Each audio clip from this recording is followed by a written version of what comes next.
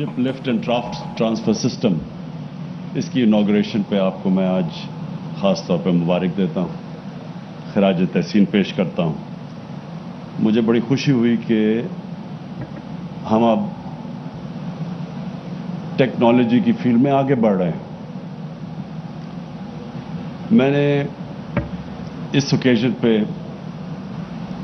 क्योंकि मैं पाकिस्तान के साथ साथ ही बड़ा हुआ हूँ, तो मैं ये ज़रूर कहना चाहता हूँ कि हमें जिस तरह हम आगे बढ़ रहे थे एक वक्त पे, हम उस तेज़ी से अपने पोटेंशियल के ऊपर नहीं पहुँचे। जो पाकिस्तान आज से 50 साल पहले जो उसका पोटेंशियल था, जो दुनिया में जिस तरह हमें देखा जाता था और जिस तरह हम दुनिया को देखते थे, वो जिस ट्रेजेक्टरी पे पाकिस्तान ऊपर जा रहा था, मुझे भी और भी मेरी जनरेशन के पाकिस्तानियों को बहुत अफसोस होता है कि हम उस पोटेंशियल पे नहीं पहुंच सके। और उसकी बहुत बड़ी वजह यह थी कि हम बजाय अपने पोटेंशियल के ऊपर एतमाद रखते हुए, अपने पैरों पे खड़े होके, अपने जीनियस को इस्तेमाल करते हुए आगे बढ़ते, हम जो रास्ता खोए हैं, हम एक आसान रास्ते पे चले गए। इंपोर्ट लेड इकोनॉमी बन गए, डिपेंडेंसी सिंड्रोम आ गया, एड के ऊपर, इमदाद, फॉरेन एड के ऊपर एक रिलायंस आ गई। हमने अपनी कुव्वत पहचानी नहीं, क्योंकि जब भी कोई वसाखियों के ऊपर चलता है तो उसकी अपनी जिस्मानी कुव्वत कमज़ोर हो जाती है। अल्लाह ने इंसान को बनाया ऐसा है कि जितना वो रेजिस्ट करता है उतना ताकत आ जाती है। ये अल्लाह ने इंसान में ये सलाहियत दी है कि अगर मैं एक बड़ा बोझ उठाता रहूं अपने बाजू से, मेरा बाजू मजबूत हो जाएगा। मैं उसको नहीं इस्तेमाल करता, वो बिल्कुल सुगड़ जाएगा। तो कौमें भी ऐसी ही होती हैं। कौमें जब अपने पैर पे खड़ी हो जाती हैं और फैसला करती हैं कि वो सब कुछ खुद करेंगी, अल्लाह कौम को मजबूत कर देता है। मैं मदीना की रियासत की इसलिए लोगों को मिसाल देता हूं कि वो दुनिया की तारीख में एक ऐसा मॉडल था, जिस मॉडल के ऊपर वो लोग जिनकी हैसियत ही कोई नहीं थी, अरबों की हैसियत ही कोई नहीं थी दुनिया में, क्योंकि 2 सुपर पावर्स थी। अल्लाह हमें हुक्म करता है कि नबी सल्लल्लाहु अलैहि वसल्लम की जिंदगी से सीखो। तो उनकी जो जिंदगी थी, एक तो उनका अपना कैरेक्टर था, जो भी उनके कैरेक्टर के ऊपर चलेगा वो अजीम इंसान बन जाएगा।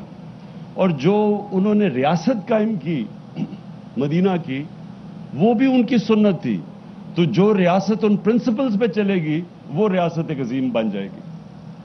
तो वो रियासत ने हर मुश्किल वक्त गुजारा शुरू में, और कोई जब नबी सल्लल्लाहु अलैहि वसल्लम ने 2 खत लिखे, एक बैजेंटाइन एम्परर सीजर को और दूसरा पर्शियन एम्परर को, 6028 और 6029 में, तो उन्होंने इमदाद नहीं मांगी उनसे।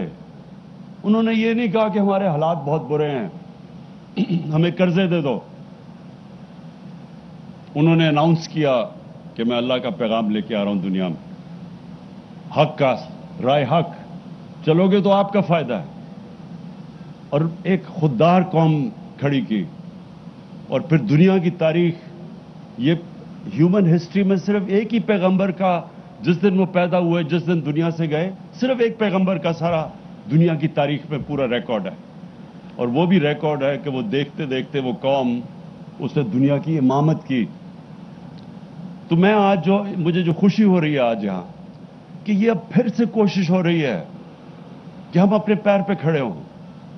ये सिर्फ ये नहीं कि आपने इस टेक्नोलॉजी का इस्तेमाल किया और अब 12 शिप्स को हम कर सकेंगे और 7400 टन की शिप को शिप लिफ्ट कर सकेंगे। ये एक प्रोग्रेस है। एक टेक्नोलॉजी का इस्तेमाल करके अपना मुल्क का पैसा बचाना है। جو آپ نے کہا کہ یہی چیزیں اب باہر آئی گیس باہر جانا پڑتا ہوگا آپ کو, تو وہ جو پاکستان میں کریں گے, ہمارا فورن ایکسچینج, ہمارے ڈالرز بچیں گے, اور پھر انشاءاللہ آپ یہ سروسز اوروں کو بھی دیں گے. یہ جیسے جیسے ڈیولپ ہوگا اوروں کو بھی سروسز دیں گے, اس سے بھی ہم پیسے فورن ایکسچینج کمائیں گے. اس وقت پاکستان کا چیلنج کیا ہے؟ پاکستان ایک تو صحیح راستے پہ لگ گیا, اللہ کا کرم ہے کہ ہمارا جو اتنا بڑا خسارہ تھا کرنٹ اکاؤنٹ, جس کا مطلب کہ ڈالرز جو پاکستان میں آ رہے تھے وہ کم تھے اور جو ہمارے ملک سے باہر جا رہے تھے وہ زیادہ تھے, ریکارڈ خسارہ تھا, تو وہ تو کم سے کم پہنچ گیا. لیکن آگے چیلنج یہ ہے کہ جیسے جیسے ہماری اکانومی اب تیزی سے آگے بڑھ رہی ہے تو وہ پریشر پڑنا شروع ہو گیا ہمارے کرنٹ اکاؤنٹ پہ, یعنی ڈالر ملک سے زیادہ باہر جا رہے ہیں بنسبت جو ملک کے اندر آ رہے ہیں. تو یہ جو آپ کا آج آپ نے جو کیا, اور انشاءاللہ یہ سروسز آپ بیچیں گے آگے, تو انشاءاللہ اس سے بھی ہم ڈالرز کمائیں گے. اور ہم نے اب ہر وہ چیز کرنی ہے جو اپنی ایکسپورٹس کو ہم نے پروموٹ کرنا ہے, اوورسیز پاکستانیز کو انکریج کرنا ہے کہ وہ ریمیٹنسز بینکنگ چینل سے بھیجیں, پیسہ بھیجیں جس سے ڈالرز پاکستان میں آئیں. فورن انویسٹمنٹ کو اٹریکٹ کرنا ہے ہم نے, تاکہ ملک میں باہر سے انویسٹمنٹ ہو اور پیسہ باہر سے آئے اندر. اور پھر منی لانڈرنگ روکنی ہے, جو ہم پوری کوشش کر رہے ہیں اب. منی لانڈرنگ روکنے کا مطلب کہ اس ملک سے ڈالرز غیر قانونی طور پہ ملک سے باہر نہ جائیں, جس کو منی لانڈرنگ کہتے ہیں. اور جو ہمارا ہی نہیں, عام ڈیولپنگ ورلڈ کا سب سے بڑا مسئلہ یہ ہے کہ وہاں بھی ان کے کرپٹ صاحب اقتدار ملک سے پیسہ چوری کر کے باہر بھیج دیتے ہیں. یہ ہمارا بھی نہیں ہے, ساری دنیا جو غریب ملکوں کا مسئلہ ہے, وہ روکیں. اور پھر امپورٹ سبسٹیوشن کریں, جو چیزیں ہم امپورٹ کرتے ہیں وہ پاکستان میں پروڈیوس کریں. تو یہ ہمارا ڈائریکشن ہے اس ملک کا, اور انشاءاللہ اس کے اوپر ہم نکل چلے ہیں. اور آج جو مجھے سب سے زیادہ خوشی ہو رہی ہے, امجد نیازی ہمارے نیازی ہیں, حالانکہ میاں والی سے نہیں ہیں, ہوشیارپور سے ہیں آپ, لیکن مجھے خوشی سب سے زیادہ یہ ہے کہ آپ نے اس طرف قدم اٹھایا ہے, اور اس لیے میں آج بڑا فخر محسوس کر رہا ہوں. اور اس انوگریشن پہ میں اپنے وزیروں کو بھی لے کے آیا ہوں, اور میں آج آپ کو خراج تحسین پیش کرتا ہوں.